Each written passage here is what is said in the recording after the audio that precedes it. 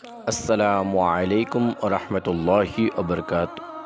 সম্মানিত ভিউয়ার্স, আশা করি সবাই ভালো আছেন। আমি আলহামদুলিল্লাহ ভালো আছি।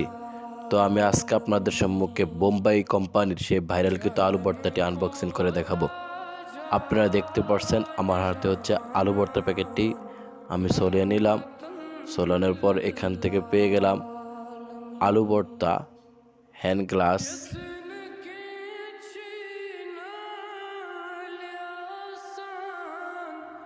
তারপরে পেয়ে গেলাম পেঁয়াজ ভাজা, মরিচ ভাজা। দেখি আরও কি কি আছে।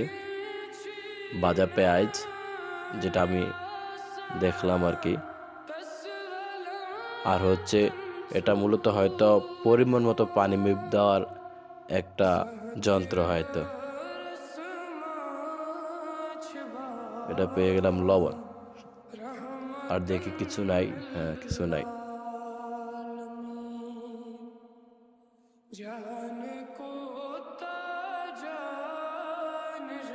তো আমরা প্রথমে পেঁয়াজটিকে আনবক্সিং করলাম।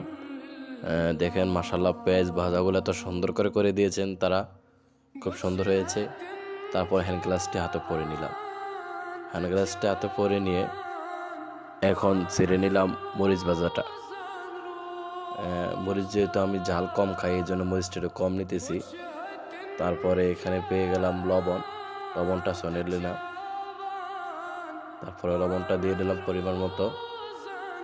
আবার এখানে দেখতে পারতেছি যে বড়ুগুলা রয়ে গেছে, তাই বড়ুগুলো আমরা সরিয়ে দিয়ে একটু পেঁয়াজগুলা আর মরিচগুলা ভেঙে দিলাম। তারপরে সেই আলু ভর্তাটিকে আমরা আনবক্সিং করলাম।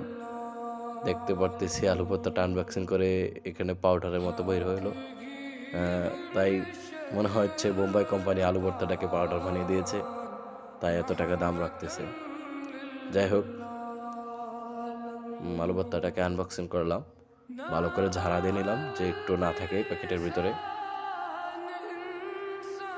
এখন আমার হাতে রয়েছে তেল।